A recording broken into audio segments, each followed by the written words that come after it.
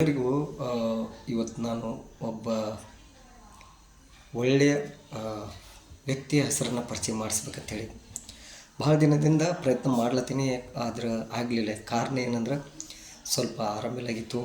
ಆಮೇಲೆ ಧ್ವನಿ ಸ್ವಲ್ಪ ಏರಿಳಿತಿತ್ತು. ನನ್ನ ಧ್ವನಿ ಸ್ವಲ್ಪ ಕೆಟ್ಟಿತನ ನೀವು ಸ್ವಲ್ಪ ಸುಖ ಸಮಾಧಾನ ಇದ್ರಿ. ಯಾಕಂದ್ರೆ ನನ್ನ ಧ್ವನಿ ಚಲೋ ಇರ್ತೈತೆ ಅಂದ್ರೆ ನಮ್ಮ ಮತ್ತಟ್ಟು ಹೆಚ್ಚು ವೀಡಿಯೋ ಮಾಡಿ ನಿಮ್ದೆಲ್ಲ ತೆಲಿತಿತ್ತೀನಿ. ವಟ ವಟ ವಟ ಚಾಲು ಆಗ್ತೈತೆ ನಂದು. ಇರಲಿ. ಆದರೂ ಈ ತಾವೆಲ್ಲರೂ ನನ್ನ ವಟ ವಟ ಮಾತಾಡೋದು ಅಥವಾ ಏನಾರು ಬಡಬಡಿಸೋದು ಇದನ್ನೆಲ್ಲ ಸಹಿಸ್ಕೊಂಡು ನನ್ನ ವೀಡಿಯೋನ ನೋಡ್ತೀರಿ. ನಿಮ್ಗೆ ಖರೇನ ನಿಜವಾಗ್ಲೂ ಮನಸ್ಸಲ್ಲೇ ಧನ್ಯವಾದ. ಇವತ್ತು ಒಬ್ಬ ವಿಶೇಷ ವ್ಯಕ್ತಿಯ ಪರಿಚಯನ ನಿಮಗೆ ಮಾಡಿಕೊಡ್ಬೇಕಾಗಿದೆ. ಅದು ಒಬ್ಬರು ಉಪನ್ಯಾಸಕರು. ಅವ್ರು ನಂಗೆ ಎಲ್ಲಿ ಭೇಟಿಯಾಗಿರು ಅಂದ್ರೆ ಆ್ಯಕ್ಚುಲಿ ಭೇಟಿಯಾಗೋಕ್ಕಿಂತ ಭೇಟಿ ಮಾಡಿಸಿದ್ರು. ನಮ್ಮ ಕಾಗವಾಡದ ಗೌರವಾನ್ವಿತ ವ್ಯಕ್ತಿಯಾದ ಶ್ರೀ ಜ್ಯೋತಿ ಕುಮಾರ್ ಪಾಟೀಲ್ ಅಂದರೆ ನಮ್ಮ ವಿವಿ ಸಮಿತಿಯ ಚೇರ್ಮನ್ರು. ಆ್ಯಕ್ಚುಲಿ ಅವರಿಗೆ ಅವ್ರ ಮನೆತನಕ್ಕೆ ಫುಲ್ ಮನಸ್ಸಪೂರ್ವಕ ಥ್ಯಾಂಕ್ಸ್ ಹೇಳ್ಬೇಕು. ಯಾಕಂದ್ರೆ ಸಿದ್ದೇಶ್ವರ ಅಪ್ಪುಗಳನ್ನ ಪರಿಚಯ ಮಾಡಿಸಿದ ಒಂದು ಮನೆತನ ಅದು. ನಮ್ಗೆ ಸಿದ್ದೇಶ್ವರ ಅಪ್ಪುಗಳಂದರೆ ಯಾರು, ಅವ್ರು ಯಾವ ರೀತಿ ಮಾತಾಡ್ತಾರೋ, ಅವರ ಜೀವನ ಶೈಲಿ ಇದು ಯಾವುದೂ ಗೊತ್ತಿರಲಿಲ್ಲ. ಒಟ್ಟಾರೆಯಾಗಿ ಹೇಳೋದಂದ್ರೆ ಸಿದ್ದೇಶ್ವರ ಅಪ್ಪುಗಳು ಗೊತ್ತಿರಲಿಲ್ಲ. ನಮಗೆ ಸಿದ್ದೇಶ್ವರ ಅಪ್ಪುಗಳನ್ನ ಪರಿಚಯ ಮಾಡಿಸಿದವರು ನಮ್ಮ ಕಾಗವಾಡದ ನಮ್ಮ ವಿವಿ ಸಮಿತಿಯ ಮಾಜಿ ಚೇರ್ಮನ್ರು ಶ್ರೀ ಸಿದ್ದುಗಳನ್ನ ಪಾಟೀಲ್. ನಾವು ಅವರಿಗೆ ದಾದಾ ಅಂತ ಕರಿತೀವಿ. ಈಗ ಅವರ ಸುಪುತ್ರರಾದಂಥ ಶ್ರೀ ಜ್ಯೋತಿ ಕುಮಾರ್ ಪಾಟೀಲ್ ಅವರು ನಮ್ಮ ದಾದಾರವರ ಹಿತ ಕಾರ್ಯಗಳನ್ನು ಮುಂದುವರಿಸ್ತಾ ಇದ್ದಾರೆ. ನಿಜವಾಗ್ಲೂ ದಾದಾಗಳಿಗೆ ಮತ್ತು ಜ್ಯೋತಿ ಅನ್ನಾಗ ಮನಸ್ಪೂರ್ವಕ ಧನ್ಯವಾದ ಹೇಳಬೇಕು. ಯಾಕಂದ್ರೆ ಸಿದ್ದೇಶ್ವರ ಅಪ್ಪಗಳಿಂದ ನಾನು ಸಾಕಷ್ಟು ಕಲ್ತಿದ್ದೀನಿ. ಅವ್ರ ಪ್ರವಚನಗಳು, ಅವ್ರು ಮಾತಾಡೋ ಶೈಲಿ, ಅವ್ರ ಜೀವನ ಶೈಲಿ ಅದನ್ನೆಲ್ಲ ಕೇಳಿದ ನಂತರ, ಅವ್ರು ನೋಡಿದ ನಂತರ ನನ್ನ ಜೀವನದಲ್ಲಿ ಸಾಕಷ್ಟು ಬದಲಾವಣೆ ಆಗೈತಿ.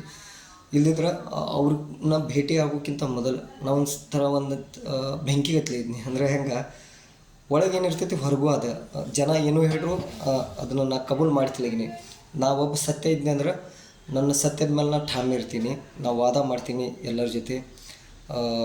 ನಾ ತಪ್ಪು ಮಾಡಿಲ್ಲ ಅಂದ್ರೆ ನಾ ಯಾಕೆ ಇನ್ನೊಬ್ರಿಗೆ ತಲೆ ಬಾಗಲಿ ಈ ರೀತಿನ ಒಂದು ಸ್ವಲ್ಪ ಒರಟಾಗಿ ಮತ್ತು ಒಂಥರ ಶಿಡ್ಕ್ ಸ್ವಭಾವ, ತಿಳುವಳಿಕೆ ಕಡಿಮೆ, ಎಲ್ಲಿ ಹೆಂಗೆ ಇರಬೇಕು ಅನ್ನೋದಕ್ಕೆ ನನಗೆ ಅಷ್ಟು ಅರಿವು ಇರ್ತಿರಲಿಲ್ಲ. ಇಷ್ಟೇನ ನಾನು ಪ್ರಾಮಾಣಿಕ ಇರ್ತಿದ್ದೆ. ಬಟ್ ನನಗೆ ಎಲ್ರಿ ಅನ್ಯಾಯ ಆಯ್ತಂದ್ರೆ ನಾ ವಾದ ಮಾಡ್ತೀನಿ, ನಾ ವಿರೋಧ ಮಾಡ್ತೀನಿ. ಯಾರು ಏನೋ ಸಣ್ಣವರು ದೊಡ್ಡವರು ಏನೋ ನಾನು ನೋಡ್ತಿರ್ಲಿಲ್ಲ. ಸತ್ಯ ಮತ್ತು ನಾ ಕರೆಕ್ಟ್ ಅದನ್ನು ಇದಷ್ಟು ನಾನು ನೋಡ್ತಿದ್ನಿ.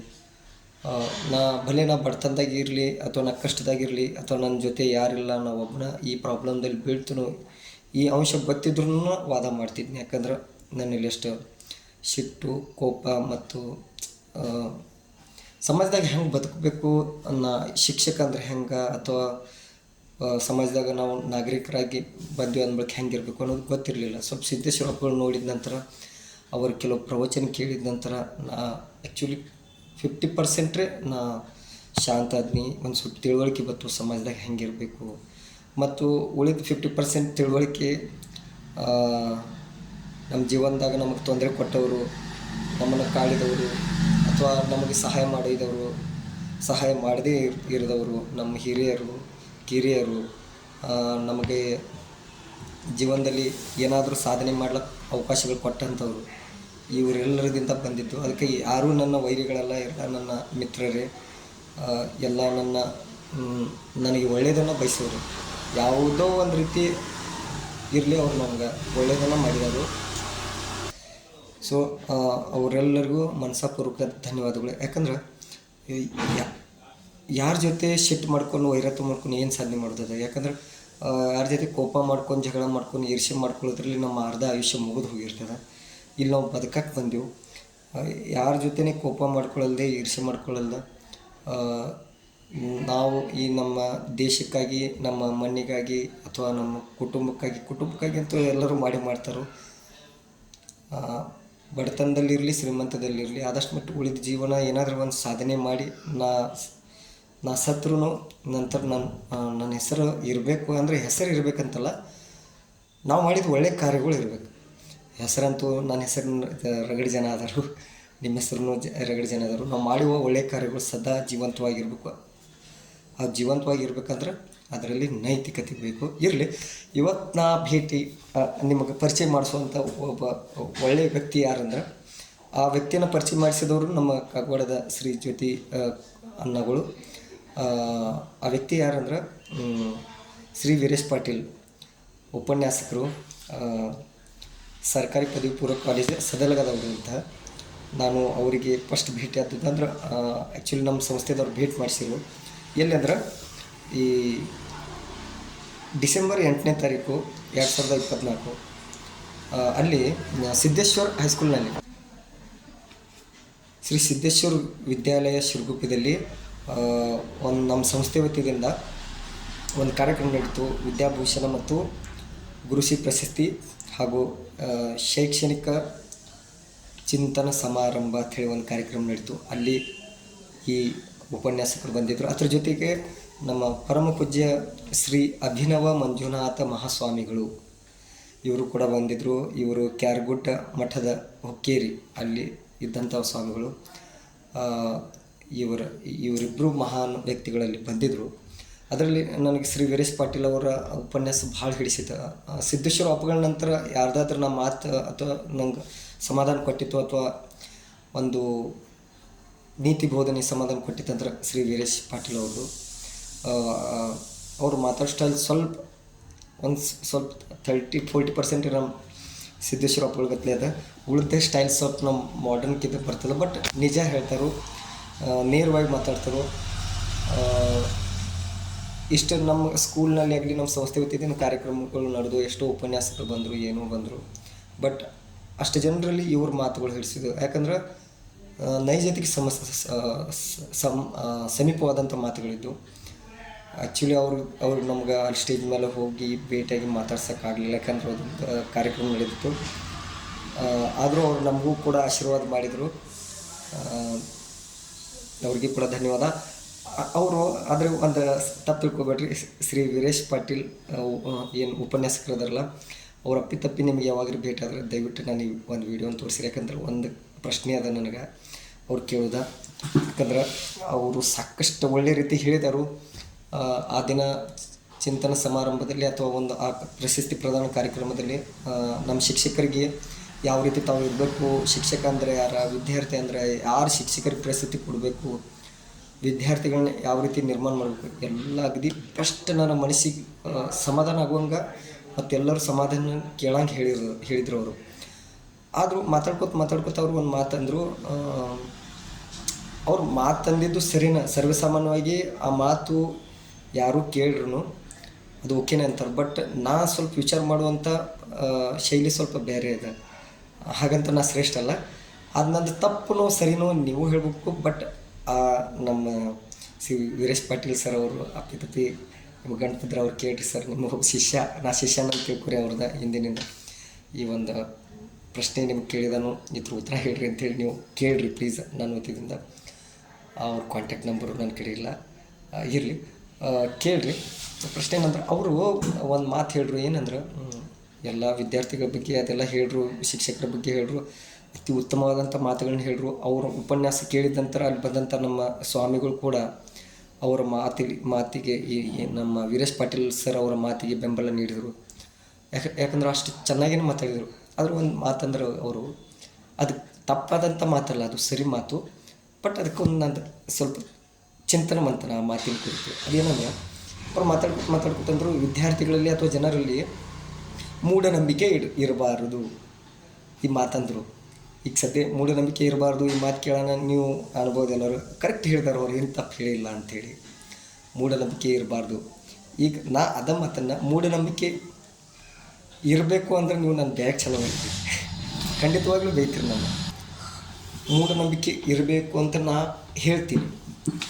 ನಂಬಿಕೆನೂ ಇರಬೇಕು, ಮೂಢನಂಬಿಕೆನೂ ಇರಬೇಕು. ಬರೀ ನಂಬಿಕೆ ಮತ್ತು ಮೂಢನಂಬಿಕೆ ಅಲ್ಲ. ಅದು ಹೆಂಗೆ ನಿಮ್ಗೊಂದು ಕ್ಯೂರಿಯಾಸಿಟಿ ಹುಟ್ಬೋದು ಅಥವಾ ನನ್ನ ಮೇಲೆ ಕೋಪನ ಬರ್ಬೋದು, ಏನು ಸಮಾಜವನ್ನು ಅಥವಾ ವಿದ್ಯಾರ್ಥಿಗಳನ್ನು ಅಥವಾ ಜನರನ್ನು ತಪ್ಪು ದಾರಿಗೆ ಈ ಗುರುಗಳು ಹೇಳತ್ತಾರಲ್ಲ, ಮೂಢನಂಬಿಕೆಗೆ ಇರಬೇಕು ಜನರಲ್ಲಿ ಮೂಢನಂಬಿಕೆ ಅಂತ ಹಿಂಗೆ ಹೇಳ್ತಿದ್ದಾನಲ್ಲ, ಏನಿದೆ ಸರ್? ನನ್ನ ಪ್ರಕಾರ ನಂಬಿಕೆ ಮತ್ತು ಮೂಢನಂಬಿಕೆ, ಸತ್ಯ ಅಸತ್ಯ, ಪಾಪ ಪುಣ್ಯ ಇದು ಎರಡೂ ಇರಬೇಕು. ಆದರೆ ನಮ್ಮ ಉದ್ದೇಶ ಒಳ್ಳೆಯದಾಗಿರಬೇಕು. ಈಗ ಇರಲಿ, ಫಸ್ಟಿಗೆ ಮೂಢನಂಬಿಕೆ ತಾವು ಮಕ್ಕಳಿಗೆ ಆಗಲಿ ಶಿಕ್ಷಕರಿಗೆ ಆಗಲಿ ಅಥವಾ ಜನರಿಗಾಗಲಿ ಇರಬಾರ್ದು ಅಂತ ಹೇಳಿದ್ರಿ. ಬಟ್ ನಾ ಇರಬೇಕಂತ ಹೇಳ್ತೀನಿ. ಯಾಕೆ ಇರಬೇಕು ಅಂತ ಉತ್ತರ ನಾ ಹೇಳ್ತೀನಿ.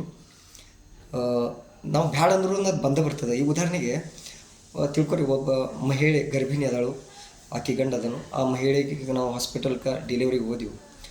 ಆ ಗಂಡಗೆ ಒಂದು ಆಸೆ ಇರ್ತದೆ, ಒಂದು ನಂಬಿಕೆ ಇರ್ತದೆ. ಆ ನಂಬಿಕೆಗೆ ಯಾವುದೇ ಪ್ರೂಫ್ ಇರೋಲ್ಲ, ಆದರೂ ಒಂದು ನಂಬಿಕೆ ಇಟ್ಕೊಂಡಿರ್ತಾನೋ ಏನಂತ, ನನ್ನ ಹೆಂಡತಿಗೆ ಅಂದರೆ ನನಗೆ ಅಥವಾ ನನ್ನ ಹೆಂಡತಿಗೆ ಮತ್ತು ನನಗೆ, ನಮ್ಮಿಬ್ಬರಿಗೆ, ನಮ್ಮ ಗಂಡ ಹೆಂಡತಿಗೆ ಗಂಡ ಮಗ ಹುಟ್ಟತೈತೆ ಅಂತೇಳಿ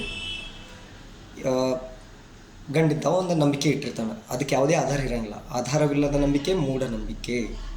ಅಂದ್ರೆ ಅದಕ್ಕೆ ಯಾವುದೇ ವೈಜ್ಞಾನಿಕ ಆಧಾರ ಇರೋಂಗಿಲ್ಲ. ಆ್ಯಕ್ಚುಲಿ ಮೂಢ ಅನ್ನೋ ಪದ ಸಂಸ್ಕೃತ ಭಾಷೆಯ ಮೂಢ ಎಂಬ ಶಬ್ದದಿಂದ ಬಂದಿದೆ. ಮೂಢ ಅಂದ್ರೆ ಅದ್ರ ಹಿಂದೆ ಯಾವುದೇ ರೀತಿಯ ಆಧಾರ ಇರೋಂಗಿಲ್ಲ, ವೈಜ್ಞಾನಿಕ ಆಧಾರ ಇರೋಂಗಿಲ್ಲ ಅಂಥ ಒಂದು ನಂಬಿಕೆ. ಅದು ನಂಬಿಕೆ ಅಂದ್ರೆ ವಿಶ್ವಾಸ. ಮೂಢನಂಬಿಕೆ ಅಂದ್ರೆ ಯಾವುದೇ ರೀತಿಯ ಆಧಾರ ಇಲ್ಲ. ಅದೇ ರೀತಿ ಈ ಪುರುಷನ ತನ್ನ ಹೆಂಡತಿ ಬದ್ದಲ್ಲಿ ಏನು ಒಂದು ಅಭಿಪ್ರಾಯ ಇಟ್ಟಿರ್ತಾನೋ, ನನಗೆ ನನ್ನ ಹೆಂಡತಿ ಗಂಡು ಹುಡುಗನ ಹಡೆದು ಕೊಡ್ತಾಳು, ಇದೊಂದು ನಂಬಿಕೆ ಇಟ್ಟಿರ್ತಾನೆ. ಇದು ಕೂಡ ಒಂದು ಮೂಢನಂಬಿಕೆ.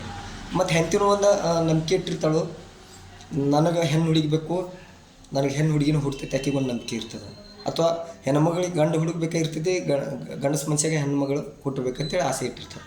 ಅದೇ ರೀತಿ ಹೆಣ್ಮಗಳಿಗೆ ಒಂದು ನಂಬಿಕೆ ಇರ್ತದೆ, ನನ್ನ ಡೆಲಿವರಿ ವ್ಯವಸ್ಥಿತವಾಗಿ ನಾ ಮತ್ತೆ ಹೊಳ್ಳಿ ಬದುಕಿ ಬರ್ತೀನಿ. ಅಂದ್ರೆ ಈಗ ಒಂದು ಮಗು ಜನ್ಮ ಕೊಡ್ಬೇಕಂದ್ರೆ ಸ್ತ್ರೀಗೆ ಅದು ಮತ್ತೊಂದು ಮರು ಜನ್ಮ ಸಿಕ್ಕಂಗೆ. ಅದಕ್ಕೆ ಆಕೆಗೆ ವೈಜ್ಞಾನಿಕ ಆಧಾರ ಯಾವುದೂ ಇರೋಂಗಿಲ್ಲ. ಈಗ ಕೆಲವೊಂದು ಸಲ ಎಷ್ಟೋ ಗರ್ಭಿಣಿಯರು ಸತ್ತಿದ್ದಾರೆ ಡೆಲಿವರಿ ಆಗೋತ್ನಾಗ, ಆದರೂ ಆಕೆಗೆ ಒಂದು ನಂಬಿಕೆ ಇರ್ತದೆ. ಆ ನಂಬಿಕೆಗೆ ನಾವು ಮೂಢನಂಬಿಕೆ ಅನ್ಬೋದು. ಬಟ್ ಇಂಥ ಮೂಢನಂಬಿಕೆಗಳು ನಮಗೆ ಬೇಕು. ಯಾಕಂದರೆ ಇದರಲ್ಲಿ ಉದ್ದೇಶ ಒಳ್ಳೆಯದದ, ಮಾನವೀಯತೆಯ ಉದ್ದೇಶದ, ದಯಾಗುಣದ ಉದ್ದೇಶದ, ನೈತಿಕತೆ ಅದ. ಇಂಥ ನಂಬಿಕೆಗಳು, ಮೂಢನಂಬಿಕೆಗಳು ನಮಗೆ ಬೇಕು. ಆಮೇಲೆ ಎಂಥ ಮೂಢನಂಬಿಕೆಗಳು ನಮ್ಗೆ ಇರಬಾರ್ದಂದ್ರೆ, ಈ ವಾಮಾಚಾರ ಮಾಡೋದು, ಪ್ರಾಣಿ ಬಲಿ ತಗೊಳ್ಳೋದು, ಅಥವಾ ಯಾವುದೇ ಮಕ್ಕಳ ಜನರ ಬಲಿ ತಗೊಳ್ಳೋದು, ದೇವರ ಆಚರಣೆ ಮಾಡೋದ್ನಾಗ ಇಂಥ ಮೂಢನಂಬಿಕೆಗಳು ಇರಬಾರ್ದು. ಮೂಢನಂಬಿಕೆಗಳು ಇರಬೇಕು, ಆದರೆ ಕೆಟ್ಟ ಉದ್ದೇಶದಿಂದ ಇಟ್ಟಂಥ ಮೂಢನಂಬಿಕೆ ಇರಬಾರ್ದು, ಕೆಟ್ಟ ಉದ್ದೇಶದಿಂದ ಇಟ್ಟಂಥ ನಂಬಿಕೆನೂ ಇರಬಾರ್ದು. ಕೆಲವರು ನಂಬಿಕೆನೂ ಇರಬಾರ್ದು ಅಂತ ಹೇಳ್ತೀನಿ. ಅದು ಹೆಂಗೆ, ಒಬ್ಬ ನಂಬಿಕೆ ಇಟ್ಟಿರ್ತಾನೆ, ಅವನು ಜಲ್ದಿ ನನ್ನ ಎದುರಿದ್ದ ಒಂದು ವೈರಿ ಹಾಳಾಗಿ ಹೋಗ್ತಾನೋ ಅಂತ ನಂಬಿಕೆ ಇಟ್ಕೊಂಡು ಬಿಟ್ಟಿರ್ತಾನೆ. ಅದಕ್ಕೆ ಅವ್ನು ಪ್ಲ್ಯಾನೂ ಮಾಡಿರ್ತಾನೆ, ಅವ್ನು ಬಡಿಯಾಕ ಕೊಲಾಕ, ಅಥವಾ ಅಗದಿ ಮಾಸ್ಟರ್ ಪ್ಲ್ಯಾನ್ ಹಾಕಿರ್ತಾನೆ. ಅವ್ನು ಫುಲ್ಲು ನಂಬಿಕೆ ಬಂದಿರ್ತಕ್ಕೆ ಡಾಟಾನ ಆ ರೀತಿ ಅವನು ಸ್ಟಾಕ್ ಮಾಡಿಟ್ಟಿರ್ತಾನೆ. ಅಂದ್ರೆ ಅವನು ಈ ರೀಲ್ ಸ್ಕ್ರ್ಯಾಪ್ ಮಾಡಿರ್ತೀವಿ, ಅಥವಾ ಅವನ ಜೀವನನ ಇಟ್ಟು ಹಾಳು ಮಾಡಿರ್ತೀವಿ, ಅವ್ನ ಸಾಲಿನಾಗ ತಳಿರ್ತೀವಿ, ಅವ್ನಿಗೆ ಇಷ್ಟು ಟಾರ್ಚರ್ ಕೊಟ್ಟಿರ್ತೀವಿ, ಖಂಡಿತವಾಗಿ ಅವ್ನು ಹಾಳಾಗ್ತಾನೆ. ಇಂಥ ನಂಬಿಕೆಗಳು ಇಡಬಾರ್ದು. ಈ ನಂಬಿಕೆಗಳಿಗೂ ನಂಬಿಕೆ ಅದ, ಬಟ್ ಇಂಥ ನಂಬಿಕೆ ಇರಬಾರ್ದು. ಇದರಲ್ಲಿ ಪುಣ್ಯ ಬರಲ್ಲ. ಯಾಕಂದರೆ ಇಲ್ಲಿ ಉದ್ದೇಶ ಕೆಟ್ಟದದ. ಇನ್ನೊಬ್ಬರು ನಾವು ಹಾಳು ಮಾಡತ್ತೀವಿ, ಇನ್ನೊಬ್ಬರ ಜೀವನ ನಾಶಪಡಿಸತ್ತೀವಿ.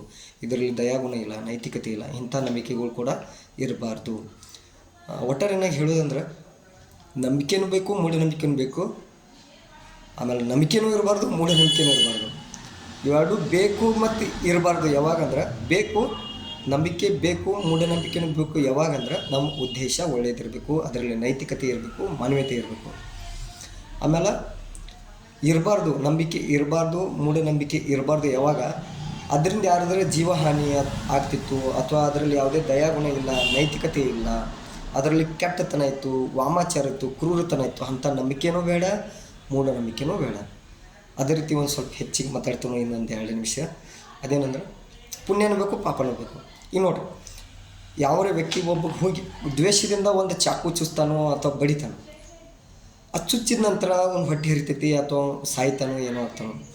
ಅದು ಚುಚ್ಚಿದ ನಂತರ ಹಿಂಸೆ ಆಯ್ತು, ಆ ಸಾಯ್ತಾನೆ, ಎದುರಿದ್ದಂಥ ಮನುಷ್ಯ ಸಾಯ್ತಾನೋ, ಅದು ಪಾಪದ ಕೆಲಸ ಆಯಿತು. ಯಾಕಂದ್ರೆ ಕೆಟ್ಟ ಉದ್ದೇಶದಿಂದ ಚುಚ್ಚಿದ. ಆದರೂ ಡಾಕ್ಟ್ರು ನೋಡ್ರಿ, ನಮ್ಮದು ಹೊಟ್ಟೆ ಹರಿತಾನೋ ಅಥವಾ ಎಲ್ಲಿ ಕಿಡ್ನಿ ಹರಿತಾನೋ ಅಥವಾ ಏನೋ ಹರಿದ, ಅವನು ಹರಿದಿರ್ತಾನೆ, ಅವನು ರಕ್ತ ತೆಗಿತಾನೆ. ಬಟ್ ಅವನು ಹರಿದಿರೋದು ಉದ್ದೇಶ ಒಬ್ಬರ ಜೀವ ಕಾಪಾಡ್ಲಕ್ಕ. ಡಾಕ್ಟರ್ ಹರಿದಿರೋದು ಇನ್ನೊಬ್ಬರ ಜೀವ ಕಾಪಾಡ್ಲಕ್ಕ. ಇನ್ನೊಬ್ಬ ಕೆಟ್ಟ ಮನುಷ್ಯ ಏನಾದರೂ ಯಾರಿಗಾರು ಚಾಕು ಚುಚ್ಚೋದು, ತಲೆಯಾಗ ಬಡಿಗೆ ಹಾಕೋದು, ಕಲ್ಲು ಒಗೆದು, ರಕ್ತ ತೆಗೆದು ಇನ್ನೊಬ್ಬನ ಕೆಟ್ಟ ಮಾಡೋಕೆ ಇವನು ಕೆಟ್ಟ ಉದ್ದೇಶ. ಹಂಗಾದ್ರೆ ಇಂಥ ಕೆಟ್ಟ ಉದ್ದೇಶದಿಂದ ಇಟ್ಟಂಥ ಯಾವುದೇ ಕಾರ್ಯ ಅದು ಪಾಪ. ಒಳ್ಳೆಯ ಉದ್ದೇಶದಿಂದ ನೀವು ಇನ್ನೊಬ್ಬರು ಮೈ ಹರಿರಿ, ಇನ್ನೊಬ್ರನ್ನ ಬಡೀರಿ, ಇನ್ನೊಬ್ರು ಬೇಯಿರಿ, ಉದ್ದೇಶ ಒಳ್ಳೇದಿತ್ತು, ಅಲ್ಲಿ ಜೀವ ರಕ್ಷಣೆ ಆಗ್ತಿತ್ತು ಅಂದ್ರೆ ಅದು ಪುಣ್ಯದ ಕಾರ್ಯ. ಎಲ್ಲ ಕಾರ್ಯದಲ್ಲಿ, ಎಲ್ಲ ಮಾತಿನಲ್ಲಿ, ಸತ್ಯದಲ್ಲಿ, ಅಸತ್ಯದಲ್ಲಿ, ಅಥವಾ ನಂಬಿಕೆಯಲ್ಲಿ, ಅಪನಂಬಿಕೆಯಲ್ಲಿ, ಅಥವಾ ಮೂಢನಂಬಿಕೆಯಲ್ಲಿ, ಪಾಪದಲ್ಲಿ, ಪುಣ್ಯದಲ್ಲಿ ಉದ್ದೇಶ ನೈತಿಕತೆ ಇರಬೇಕು. ಯಾವುದೇ ಜೀವಿಗೆ ಹಾನಿಯಾಗಿರಬಾರ್ದು. ಪ್ರತಿ ಜೀವಿ ನಿಸರ್ಗದ ವಸ್ತುಗಳನ್ನು ರಕ್ಷಣೆ ಮಾಡಿರಬೇಕು. ಅಂಥ ಎಲ್ಲ ವಸ್ತುಗಳಿಂದ ಪುಣ್ಯ ಹತ್ತೈತಿ ಅಂತ ಹೇಳಿ ನನ್ನ ಅಭಿಪ್ರಾಯ. ಇದು ಸರಿ ಅಥವಾ ತಪ್ಪ ನನಗೆ ಇನ್ನೂ ಯಾರು ಕನ್ಕ್ಲೂಷನ್ ಕೊಟ್ಟಿಲ್ಲ. ನಾ ಆ್ಯಕ್ಚುಲಿ ನಿಜವಾಗ್ಲೂ ಈ ಥರ ಇದನ್ನ ನಂಬಿ ವಿದ್ಯಾರ್ಥಿಗಳು ಹೇಳೋಕ್ಕೆ ಪ್ರಯತ್ನ ಪಡ್ತಾನೋ, ಆದರೂ ಒಂದು ಕ್ವಶನ್ ಮಾರ್ಕ್ ಇರ್ತದೆ. ಇದನ್ನು ವಿದ್ಯಾರ್ಥಿಗಳಿಗೆ ಹೇಳೋ ಬೇಡ, ಅಥವಾ ಸಮಾಜದಾಗ ಈ ರೀತಿ ಮೆಸೇಜ್ನ ಹೇಳೋ ಬೇಡ. ಯಾಕಂದ್ರೆ ಎರಡೂ ಬೇಕು. ಈಗ ನೋಡ್ರಿ, ನಾವು ಶಾಲ್ಯಾಗ ನಮ್ಗೆ ಸಣ್ಣಗಿದ್ದಾಗ ಸರ್ಗಳ ಅಥವಾ ಗುರುಗಳ ಅಥವಾ ಹಿರಿಯರೆಲ್ಲ ಸತ್ಯ ಹೇಳಬೇಕು ಅಂತೇಳಿ. ಆದರೂ ನಾವು ಕೆಲವೊಂದು ಸಲ ಈಗ ದೊಡ್ಡವ್ರು ಆಗಿದ್ದೀವಿ, ನಾವು ಎತ್ತರ ಆಗಿದ್ದೀವಿ, ಬೆಳೆದೀವಿ, ಮದುವೆಗೆ ಆಯಿತು, ದುಡಿಯಾತೀವಿ, ಸುಳ್ಳು ಹೇಳ್ತೀವಿ. ಸುಳ್ಳು ಯಾವಾಗ ಹೇಳ್ತೀವಿ? ಕೆಲವೊಂದು ಸಲ ಯಾರ್ದೋ ಒಂದು ಜೀವ ಕಾಪಾಡಬೇಕು ಅಥವಾ ಇನ್ನೊಬ್ರು ಒಳ್ಳೇದಾಗ್ಲಿತ್ತೆ ಅವಾಗ ಸುಳ್ಳು ಹೇಳಿರ್ತೀವಿ. ಆದರೆ ನಮಗೆ ಹಿಂದೆ ಏನು ಕಲಿಸಿರ್ತಾರೆ, ಸುಳ್ಳು ಹೇಳಬೇಡ ಅಂತೇಳಿ. ಆದರೂ ನಾವು ಇಲ್ಲಿ ಸುಳ್ಳು ಹೇಳಿರ್ತೀವಿ, ಸುಳ್ಳು ಹೇಳಿ ಪುಣ್ಯದ ಕಾರ್ಯ ಮಾಡಿರ್ತೀವಿ. ಇದನ್ನು ಯಾಕೆ ನಮಗೆ ಸಣ್ಣಾಗಿದ್ದಾಗ ಗುರುಗಳು ಕಲಿಸ್ಲಿಲ್ಲ ಅಂತ? ಇದನ್ನು ನಾ ವಿದ್ಯಾರ್ಥಿಗಳಿಗೆ, ನನ್ನ ಜೊತೆ ಯಾರು ಮಾತಾಡೋಂಥ ವ್ಯಕ್ತಿ ಆಗಲಿ, ಸಮಾಜದ ಜನರಾಗಲಿ, ಅವ್ರಿಗೆ ಇದನ್ನ ಈಗಿಂದ ಹೇಳಿಬಿಟ್ರೆ ಹೆಂಗೆ ಅಂದ್ರೆ ಮುಂದಾಗುವಂಥ ಎಷ್ಟೋ ಅನಾಹುತಗಳು, ಕೆಟ್ಟ ಕೆಲಸಗಳು ನಿಲ್ಲಬಹುದು. ನೋಡಿರಿ, 2 ಅಂಶಗಳು ತೋರಿಸ್ತೀನಿ. ಒಂದು ಗಾಂಧೀಜಿ ಮತ್ತು ನಮ್ಮ ದೇವರುಗಳು ಮತ್ತು ನಮ್ಮ ಸಂವಿಧಾನ, 3 ಅಂಶ ಹೇಳ್ತೀನಿ. ಗಾಂಧೀಜಿಯವರು ಒಂದು ಯಾವುದೋ ಗಲ್ಯಾಗ ಹೊಂಟಿದ್ರು, ಕತೆ ಕೇಳಿರ್ತಾವೆ ಎಲ್ಲರೂ. ಆದರೂ ಒಂದು ಹೇಳ್ತೀನಿ, ಹೇಳಿದ ನಂತರ ಅದರ ಉದ್ದೇಶ ನಮಗೆ ಗೊತ್ತಾದ. ಗಾಂಧೀಜಿಯವರು ಒಂದು ಗಲ್ಲಿಯಲ್ಲಿ ಹೊರಟಿದ್ರು. ಆವಾಗ ಅದ ಗಲ್ಲಿಯಿಂದ ಒಂದು ಆಕಳ ಓಡ್ಕೊತ ಬಂದ ಅವ್ರ ಪಕ್ಕದಲ್ಲಿರುವ ಗಲ್ಲಿಗೆ ಹೋಯ್ತು. ಅಂದ್ರೆ ಲೆಫ್ಟ್ ಸೈಡ್ ಇರುವಂಥ ಗಲ್ಲಿಗೆ ಹೋಯ್ತು. ಅವಾಗ 4 ಜನ ಕಟುಕರು ಬಂದು ಕೇಳ್ತಾರೆ, ಪಾಪು ಅವರೇ, ಮತ್ತು ಇಲ್ಲಿ ಒಂದು ಆಕಳು ಓಡಿ ಹೋಯ್ತಲ್ಲ, ಎಲ್ಲಿ ಹೋಯ್ತು ಅಂತ ಕೇಳು. ಅವಾಗ ಬಾಪು ಅವ್ರನ್ನೆಲ್ಲ ನೋಡಿ ಗಾಬರಿ ಆದರು. ಪಾಪಿನ ಆಕಳ ಹಿಡಿದವ್ರ ಬಡಿತಾರೋ, ಕೊಲ್ತಾರೋ ಅಥವಾ ಮಾರ್ತಾರೋ, ಏನಾದರೂ ಹಿಂಸೆ ಕೊಡೋರ್ದಾರ ಆಕಳಿಗೆ. ಅವಾಗ ಬಾಪೂಜಿಯವರ ನಿಜ ಹೇಳ್ರ, ಹಿರಿಯರ ಸುಳ್ಳು ಹೇಳಬೇಡ ಅಂದರು. ಆದರೂ ನಾ ಇಲ್ಲಿ ನಿಜ ಹೇಳ್ರಿ, ಒಂದು ಜೀವ ಹಾನಿ ಆಗ್ತೈತಿ, ಅದ್ರ ಜೀವ ಹೋಗ್ತೈತಿ, ಅದು ಜೀವ ಕಳ್ಕೊತೈತಿ, ಹೆಂಗೆ ಮಾಡೋದು? ಅವಾಗ ಸುಳ್ಳು ಹೇಳ್ತಾರೆ ಅವ್ರು ಹೇಳ್ತಾರೆ ಲೆಫ್ಟ್ ಸೈಡ್ ಆಕಳು ಹೋಗಿತ್ತು, ಬಟ್ ಅವ್ರು ಏನು ಹೇಳ್ತಾರೋ, ಇಲ್ಲ ಈ ಕಡೆ ರೈಟ್ ಸೈಡ್ ಹೋಗಿತ್ತು ಅಂತ ಹೇಳಿಬಿಡ್ತಾರೆ. ಅವಾಗ ಅವರ ಬಾಪೂಜಿಯವ್ರನ್ನ ನಂಬಿ ಅವ್ರು ಆ ಕಡೆ ಹೋಗಿಬಿಡ್ತಾರೆ. ಅವಾಗ ಬಾಪೂಜಿಯವರು ಆ ಜನರಿಗೆ ಅವ್ರನ್ನ ನಂಬಿದಂಥ ಜನರಿಗೆ ಸುಳ್ಳು ಹೇಳ್ತಾರೆ. ಅವಾಗ ಜನರ ದೃಷ್ಟಿಕೋನದಲ್ಲಿ ಬಾಪೂಜಿಯವ್ರು ಕೆಟ್ಟರು. ಬಟ್ ಆ ಒಂದು ಸುಳ್ಳಿನಿಂದ, ಅವ್ರು ಹೇಳಿದಂಥ ಸುಳ್ಳಿನಿಂದ ಒಂದು ಆಕಳದೋ ಯಾವುದೋ ಒಂದು ಪ್ರಾಣಿ ಇರಲಿ, ಆಕಳಿರಲಿ, ಎಮ್ಮೆ ಇರಲಿ, ನಾಯಿ ಇರಲಿ, ಬೆಕ್ಕಿರಲಿ, ಯಾವುದು ಆ ಜೀವ ಉಳಿತಲ್ಲ, ಅದು ತನ್ನ ಕುಟುಂಬ ಜೊತೆ ಹೋಗಿ ಒಂದು ತಾಸ್ರೆ, ಒಂದು ದಿನಾರೇ ಹೆಚ್ಚಿಗೆ ಬದುಕ್ಬೋದಲ್ಲ, ಒಂದು ತಿಂಗಳೇ ಹೆಚ್ಚಿಗೆ ಬದುಕ್ಬೋದಲ್ಲ. ನಂತರ ಅವ್ರು ಹಿಡಿಯೋರಕ್ಕೆ ಬಿಡೋರಕ್ಕೆ ಆ ಸಮಯದಲ್ಲಿ ಒಂದು ಹೆಚ್ಚಿನ ಕ್ಷಣಗಳೇ ಸಿಕ್ಕುವಲ್ಲ. ಆವಾಗ ಅಂಥ ಸುಳ್ಳಿನಿಂದ ಬಾಪೂಜಿಯವ್ರಿಗೆ ಹೆಂಗೆ ಪಾಪ ಹತ್ತದ? ಇದು ನನ್ನ ವಿಚಾರಗಳು. ಮತ್ತೊಂದು, ಈಗ ನಮ್ಮ ದೇವ್ರುಗಳು ನೋಡ್ರಿ, ಪ್ರತಿ ದೇವರು 4-5 ಕೈಗಳದಾವು. ಒಂದು ಕೈಯಾಗ ಆಶೀರ್ವಾದ ಇರ್ತದೆ, ಒಂದು ಕೈಯಾಗ ಹೂ ಇರ್ತದೆ, ಒಂದು ಕೈಯಾಗ ರೊಕ್ಕ ಇರ್ತದೆ, ಒಂದು ಕಡೆ ಆಯುಧ ಇರ್ತದೆ, ಒಂದು ಕಡೆ ತಲವಾರು ಇರ್ತದೆ, ಒಂದು ಗದ ಇರ್ತದೆ. ಅಂದರೆ ಈ ಕಡೆ ಇದರ ಅರ್ಥ ವಿದ್ಯೆನೂ ಕೊಡ್ರಿ, ಧನನೂ ಕೊಡ್ರಿ, ಬುದ್ಧಿನೂ ಕೊಡ್ರಿ, ಇದ್ರ ಜೊತೆ ನೀವು ದಂಡನೂ ಕೊಡ್ರಿ, ಎಲ್ಲೆಲ್ಲಿ ಶಿಕ್ಷೆ ಕೊಡ್ಬೇಕಾದಲ್ಲಿ ಶಿಕ್ಷಣ ಕೊಡ್ರಿ, ಎಲ್ಲ ಕೊಡ್ರಿ. ಬಟ್ ಉದ್ದೇಶ ಪವಿತ್ರವಾಗಿರಬೇಕು, ಒಳ್ಳೇದಿರಬೇಕು, ಯಾವುದೇ ರೀತಿ ಜೀವಹಾನಿಯಾಗಿರ್ಬಾರ್ದು. ಇದು ಅದೇ ರೀತಿ ನಮ್ಮ ಸಂವಿಧಾನ ತಗೋರಿ, ಡಾಕ್ಟರ್ ಬಾಬಾ ಸಾಹೇಬ್ ಅಂಬೇಡ್ಕರ್ ಅವರು ಬರೆದಂಥ ಸಂವಿಧಾನ. ಅದರಲ್ಲಿ ನೋಡ್ರಿ, ಶಿಕ್ಷೆ ಅನ್ನೋದು ಬರೆದಿದ್ದಾರೆ. ಶಿಕ್ಷಣ ಅನ್ನೋದು ಕಾಯ್ದೆ ಅದ, ಶಿಕ್ಷೆ ಅನ್ನೋದು ಅದ, ಎರಡೂ ಅದ. ಬಟ್ ಉದ್ದೇಶ ಅದ್ರದ್ದೇನೋ ಸಂವಿಧಾನದ ಎಲ್ಲ ಜೀವಿಗೆ ಯಾವುದೇ ರೀತಿ ಹಾನಿಯಾಗಿರ್ಬಾರ್ದು, ಎಲ್ಲರೂ ತಮ್ಮ ಆತ್ಮಸ್ವಾಭಿಮಾನ, ಜೀವರಕ್ಷಣೆ ಎಲ್ಲ ಕಾಪಾಡ್ಕೋಬೇಕು, ಎಲ್ಲರೂ ಒಬ್ಬರನ್ನೊಬ್ಬರು ಪ್ರೀತಿಸಬೇಕು. ಇದು ಸಂವಿಧಾನದ ಕೂಡ ಒಂದು ಉದ್ದೇಶ. ಅಂದರೆ ಇದರಲ್ಲಿ ಕೂಡ ಅದು ಅನ್ವಯ ಆಗ್ತದೆ. ಇಂಥ ವಿಚಾರಗಳನ್ನ ನಾನು ಅದಾವು ಶ್ರೀ ವೀರೇಶ್ ಪಾಟೀಲ್ ಸರ್ ಅವರೇ ನಾ ಇಂಥ ವಿಚಾರಗಳು ಹೇಳೋಣ ಸಾಕಷ್ಟು ಜನ ಹಾಗೆ ಭಾಳ ಸಲ ನನ್ನ ಮೇಲೆ ನಕ್ಕಿದ್ದಾರೆ ಭೀ ಏನೋ ಹುಚ್ಚರ್ಗತ್ಲೆ ಬಡಬಡಿಸ್ತೈತೆ ಅಂತಿದ್ದರು.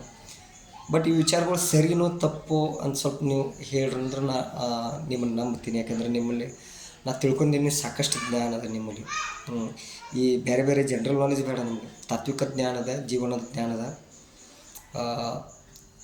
ಅದಕ್ಕಾಗಿ ನಂಬಿ ಇದನ್ನು ನಿಮ್ಗೆ ನಾನು ವಿಚಾರ ತಿಳಿಸಿದ್ದೀನಿ. ಇದು ಸರಿಯೋ ತಪ್ಪು ತಾವು ಹೇಳಬೇಕು. ಮತ್ತು ಯಾರಾದರೂ ಪರಿಚಯ ಇದ್ದವರು ಅವ್ರಿಗೆ ಇದು ವಿಡಿಯೋ ತಲುಪಿಸ್ಬೇಕು. ಇಷ್ಟು ಹೇಳಿ ನಾನು 2 ಮಾತುಗಳನ್ನ ಮುಗಿಸ್ತೀನಿ.